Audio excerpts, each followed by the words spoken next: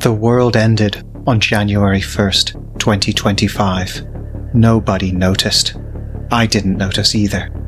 I only found out last month. 13 months ago, I watched the New Year's fireworks on TV, went to bed, and went back to work the next day. Everything looked normal. The only reason I know something happened is because last month, my health insurance was cancelled. When I checked the policy online, it said I had died.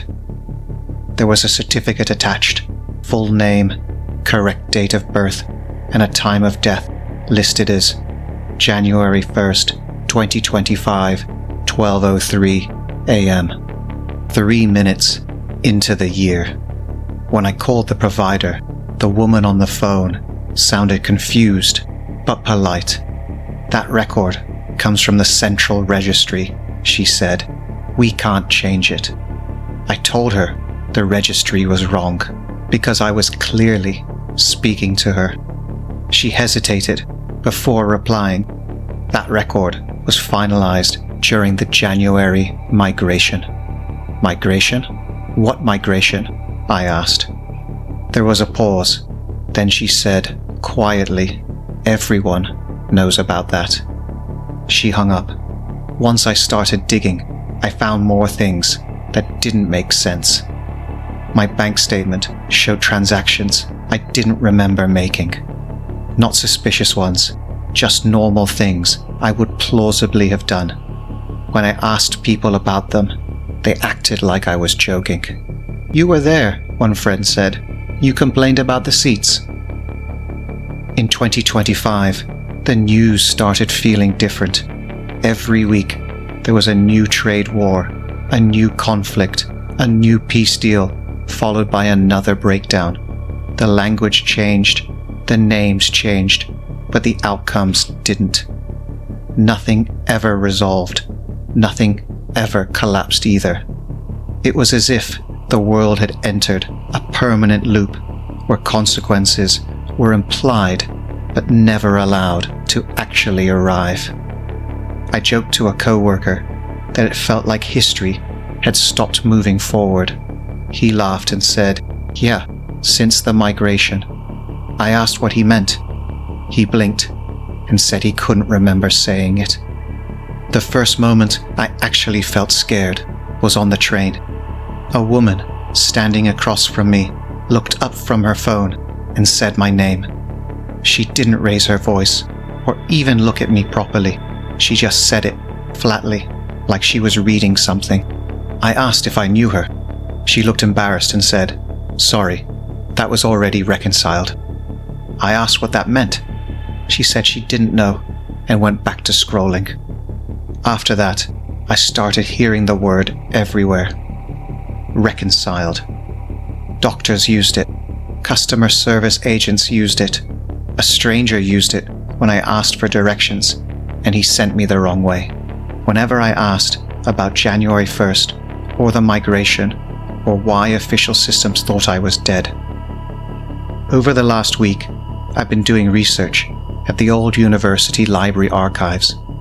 This morning, I found the document, by accident, sitting in a public directory on their server.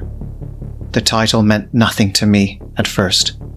Post-Transition Population Integrity Report, Internal Draft. Most of it was technical, but one section near the end was just tables. Billions of rows of names and identifiers, each one marked as stable, integrated, or incomplete. I searched for myself, and next to it were notes. Subject exhibits drift. Record divergence exceeds acceptable levels. Recommend passive resolution. In cases where the original instance is unavailable, residual version may persist temporarily. I closed the document, still trying to fully process what I had just read.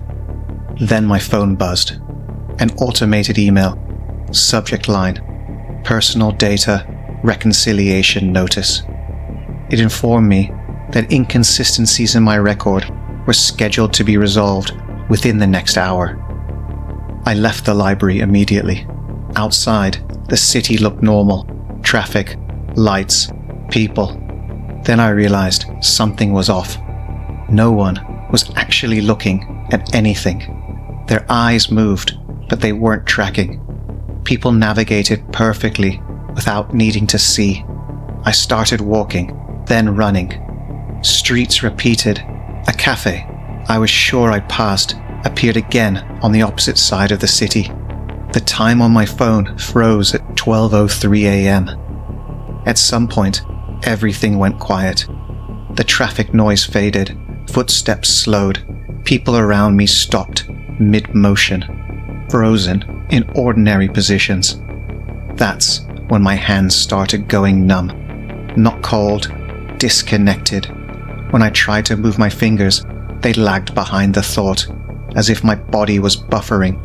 A fraction of a second at first, then longer. My left hand stopped responding completely. I tried to speak, and only half the sound came out, slurred and wrong.